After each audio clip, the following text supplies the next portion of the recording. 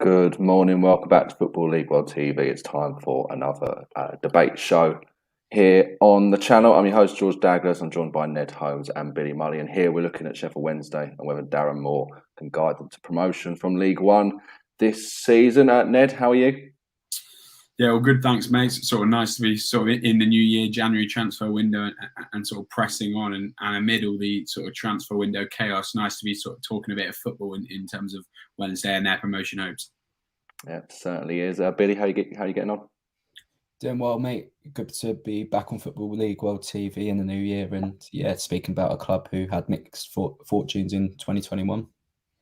Certainly did. I think that's fair to say. Sheffield Wednesday fans, if you're watching, do get in touch with us. We're across Facebook, YouTube, and Twitter this morning. Let us know how you're feeling about the rest of this season. Can you get promotion? Will it be via the playoffs or via the top two? And what do you think of Darren Moore's job so far at Hillsborough? Let's get straight into it.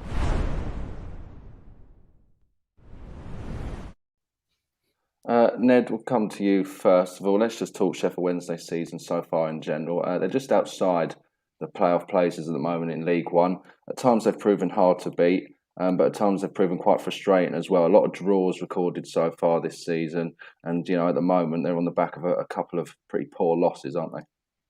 Yeah, I mean, it's certainly not been the season that I think a lot of Sheffield Wednesday fans would have been hoping for, I guess, after a few seasons of not necessarily turmoil, but up and down in the Championship. Many will have hoped that the drop down to League One would give them that chance to sort of dominate. That you often get it with relegation, where fans are sort of saying, "God, it's going to be fun to go down and be winning games every week." But as we've seen, being a big club and dropping down to League One does not necessarily mean that you're going to be able to, win games every week unless you're Paul Warne and Rotherham. I think bouncing straight back up is not easy, and that's what we've seen with Sunderland, Ipswich, and now Wednesday. I think in part it's been that sort of relegation hangover, that the final day, the disappointment of losing out to Derby and that draw and eventually going down, but also a fair bit of change in the summer in terms of player personnel and also a lot of injuries, which I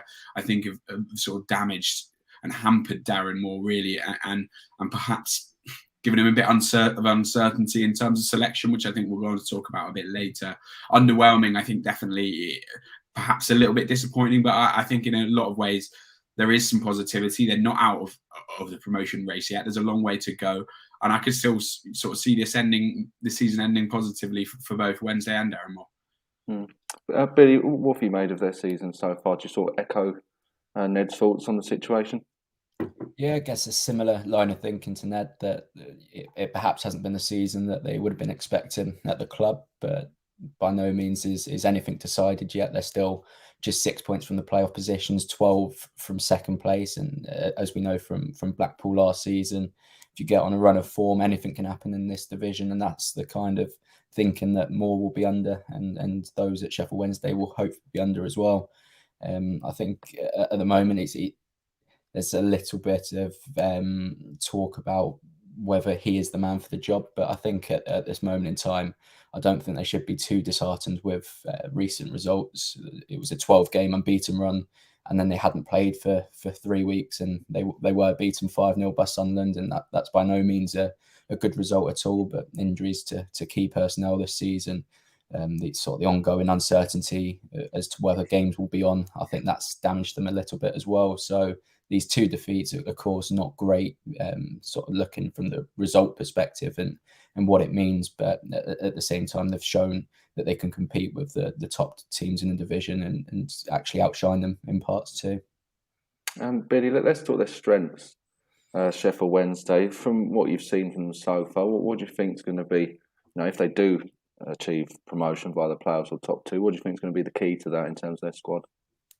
Well, I reckon in terms of their strength, it could be their home form. Hillsborough has been a fortress in recent years, a massive stadium that when everybody's on side, it's a very, very difficult place to go. And we've seen that in the Championship, and that could be the case in the lower division as well.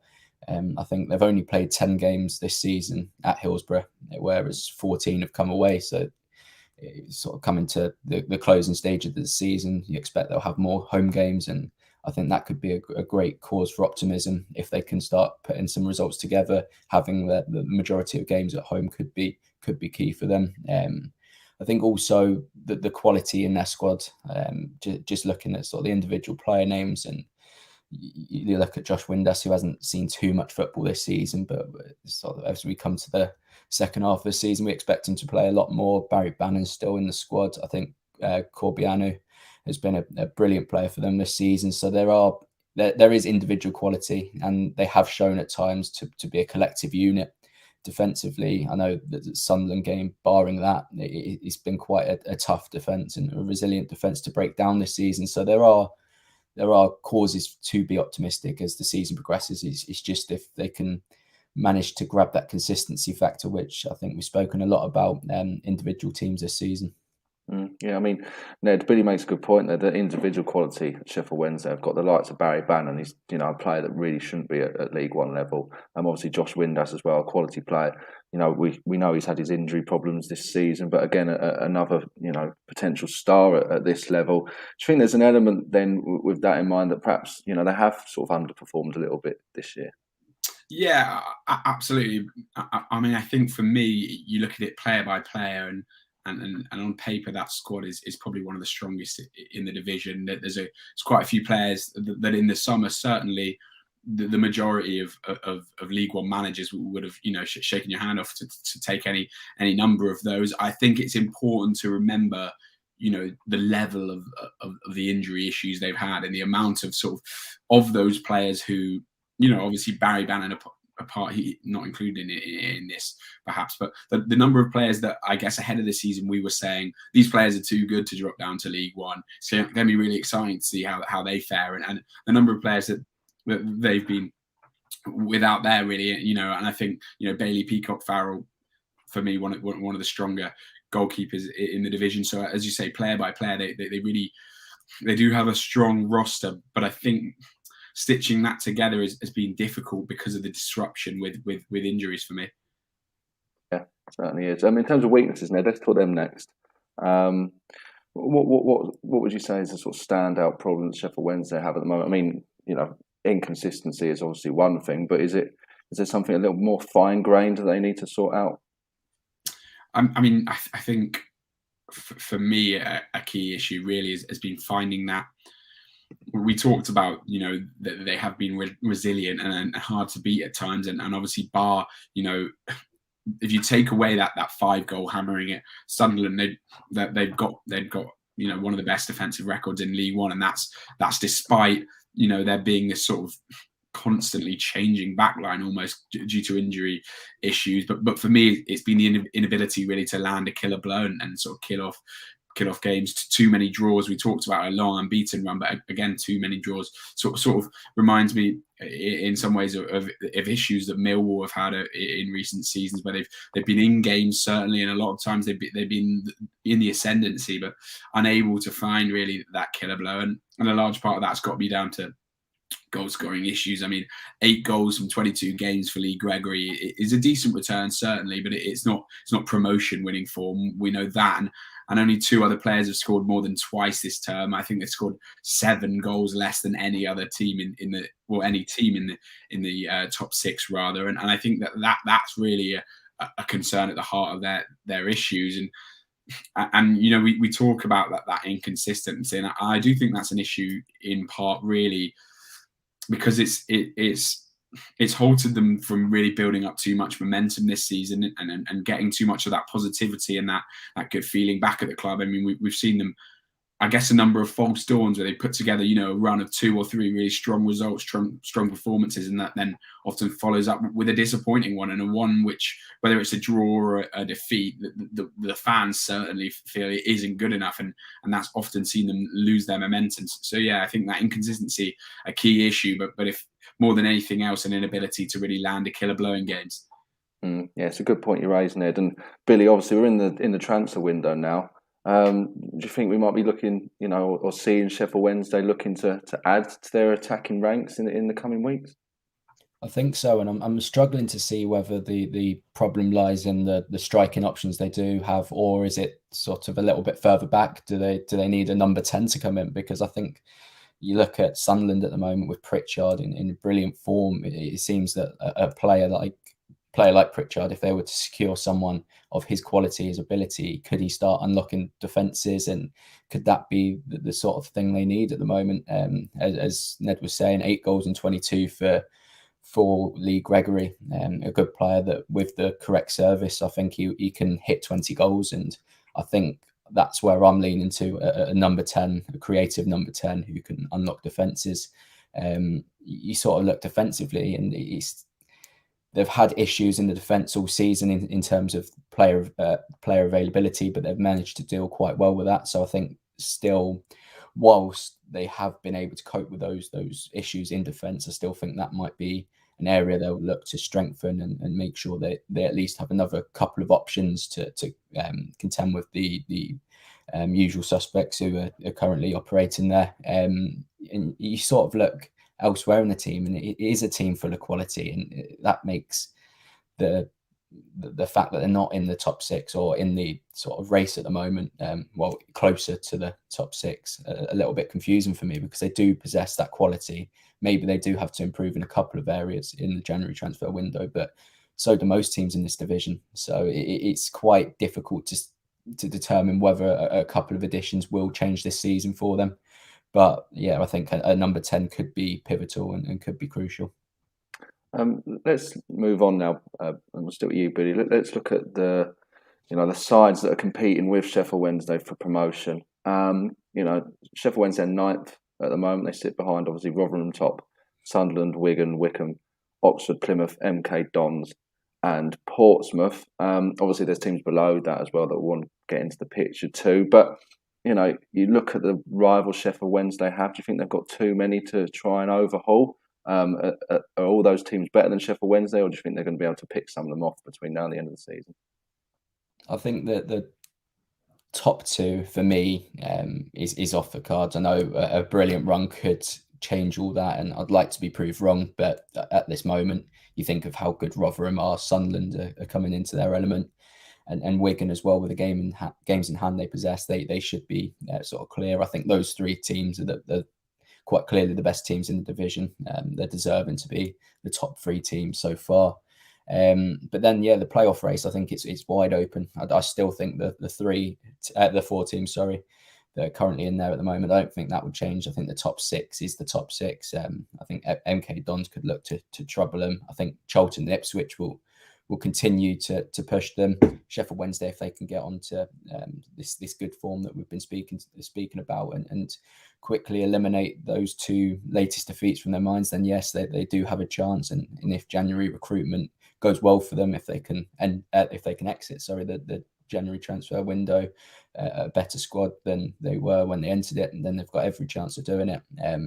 Portsmouth as well, I think, a team that will continue to trouble those top 6 places. They look a resilient team and hard to break down at the moment, also on their own respective unbeaten run. So in terms of the competition for playoff places at the moment, they're at a very high level. Sheffield Wednesday will need to ensure that they get on a unbeaten run themselves again and start to trouble them that way. Ned, how do you see it in terms of the sides that are around them at the moment? Yeah, I think Billy's right in terms of that top 3, and I'd even say the top 4, including Wycombe. They're going to be in and around. I think 2 of them will end up in those sort of automatic places, and the other 2 will be in the playoffs. And beyond that, I think Oxford, Plymouth, Wednesday, MK Dons, Portsmouth, and then Charlton and Ipswich really are battling for those final 3 places. I've got a funny feeling Portsmouth are going to make it, but I think there's enough uncertainty concerning the rest of the teams to really give Wednesday hope. I like MK Dons, but January and any potential departures of key players looks a real worry for them. Likewise, do we know enough about Stephen Schumacher at Plymouth to really say that their promotion candidates? Ipswich and Charlton a little bit further back. I think there's a lot to be said that, well, it's highly competitive. I do think there is space for Wednesday if they can get to the level that their squad suggests they could get to. And I think really if injuries can be kind to them, then they've got a great chance. Yeah, certainly not out the picture at the moment. That is safe to say. Let's talk Darren Moore sort of really, individually now. I think one of the issues he's had at times this year, partly forced because of injuries, but also at times he's obviously been learning to get to grips with his players, is that sort of consistency of the lineup. He's chopped and changed quite a lot. Ned, do you think he's finding his best side yet, or is he still struggling with it? I think he's still struggling with it, and I think it's a real product of the injury issues. I mean, I think he's been unlucky when we talked about players that we expected to perhaps light up League One, and you look at Josh Windass, Massimo Luongo, Che Dunkley, Dom Orfer, George Byers, Sam Hutchinson, Lewis Gibson. These are all players that we'd imagine could be influential, and all players that have been missing for significant periods, if not played sort of really insignificant roles. That's going to hurt any team, I think, and any manager at this level. But more than anything, I think it's left more sort of searching the rest of his squad to see how they fit together, and I think that's been a key part of as you say, more sort of fumbling, perhaps a harsh term, but fumbling to find that sort of best 11 and how these players fit together. I think that's clearly going to frustrate Wednesday supporters, because it seems like Moore doesn't really know what he's doing in that sense and know where he's coming from, and perhaps at times his in-game management has frustrated them as well. I think we've seen him chop and change a lot, and I think he'll still be disappointed himself in how he hasn't made the most of this season. But in my eyes, I think he can still lead them back to the Championship this year, and I think he deserves a chance to prove that over the rest of the season. But again, we've seen, like at Charlton, how a change can have such a positive impact, and that temptation to sort of change things up and fire Moore, bring someone else in is always going to be there. So it's going to be interesting. But I think as he starts to get more and more players back, you'd hope we'll see a lot more consistency. And if we don't, then I think that's when serious questions need to be asked.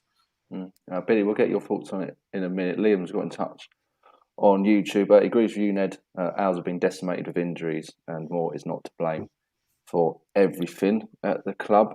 Billy, how do you see it in terms of the sort of the chopping and changing?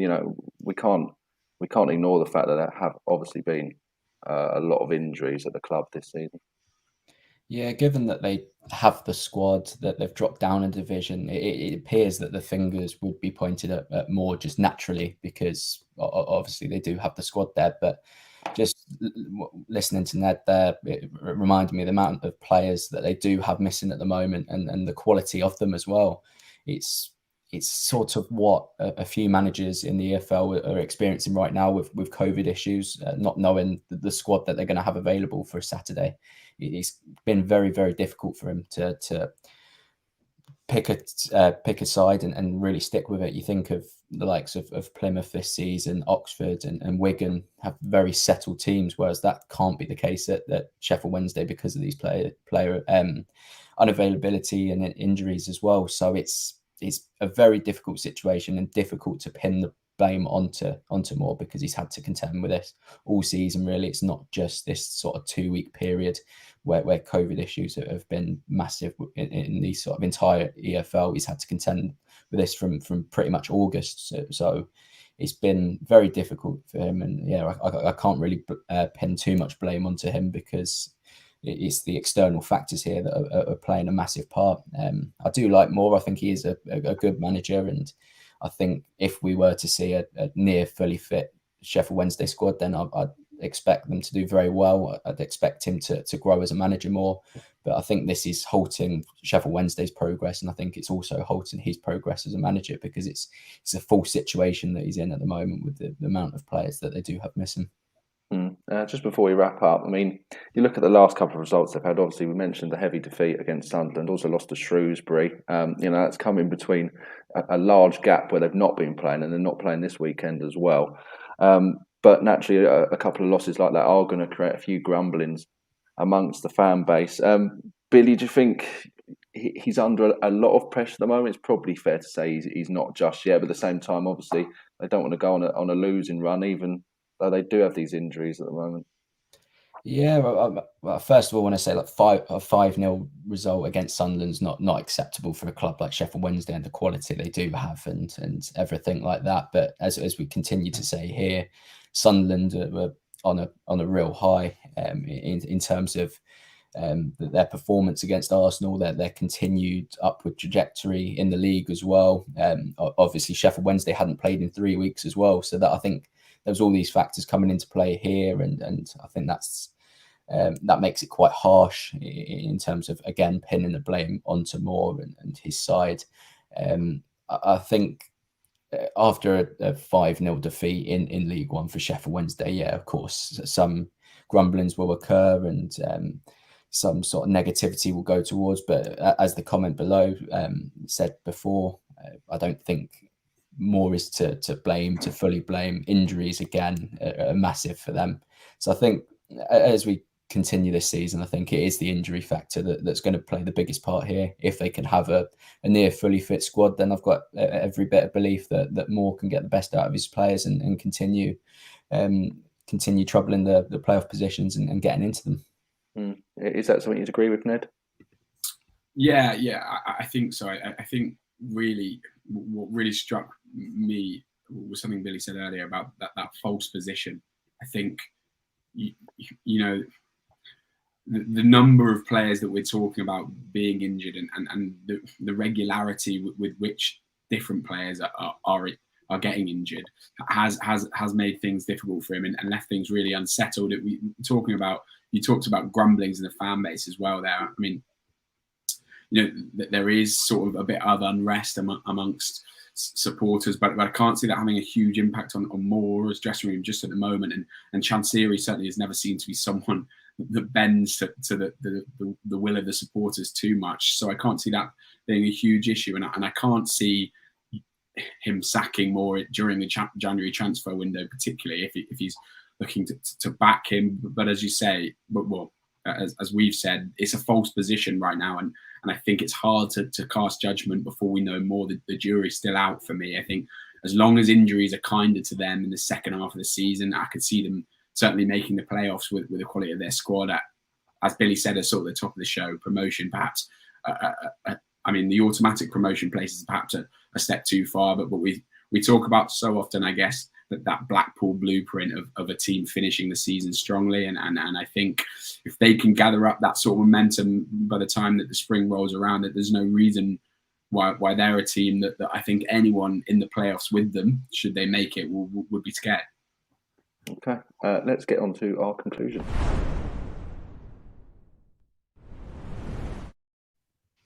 Before I get you both to predict what's going to happen for the rest of the season, let's just take a look at Neil Hooley's comments. On Facebook, he's a Wednesday fan. He predicted playoffs at the start of the season. I'm sure plenty of Owls fans and fans of other clubs and just neutrals in general did too. And he still thinks it's possible. It certainly looks that way. You only have to look at the table to think that. But Ned, Billy, let's get your predictions. Ned, will come to you first of all. Can Wednesday do it? Can you see them being a championship side by the start of next season? I think it's certainly possible. As we touched on there, it's all. It hinges on a couple of things, really. How many of these players that have been out can get back fit quickly, and how kind will injuries and COVID and everything be to Wednesday next season, and then how quickly can Darren Moore sort of knit together that squad into the sort of starting 11 that I guess we expected to see, secure results week in, week out this season. For me, I think they'll make the playoffs certainly, and then it's always a little bit of a lottery. But I'd say promotion perhaps it's a difficult one. Playoffs definitely, promotion who knows. Okay, Billy, how'd you call it? I reckon it's hard. I think if they do make the playoffs from this position, I do think they'll go on to win it. But obviously, there's the factor that they might not win it. I think going into the end of the season, as I said before, the fact that they've got home games, the majority of games left are home games, could be massive in terms of making the top six. And then, as we said, sort of that Blackpool factor, if they're on a roll to make the playoffs, which they probably will need to be, then I think they could bring that confidence in and go all the way. An experienced squad as well. Should they get the players back that they need, then I think they've got every bit of chance of going on to succeed. Okay, we shall see what happens. Still plenty of football to be played between now and the end of April, so Sheffield Wednesday still certainly within a chance of getting in those playoff places at the very least this season.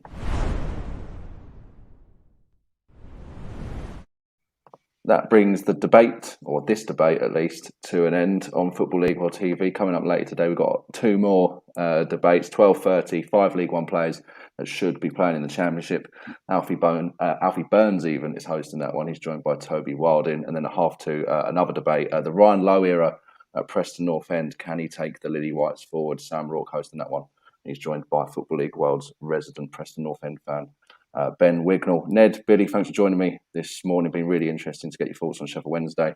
Comments that come in as well, thank you very much for them. They were greatly appreciated. Do subscribe to Football League World TV on YouTube. That would also be greatly appreciated. And do like this video if you can too. That would really help the channel out. But from us here, it's bye for now.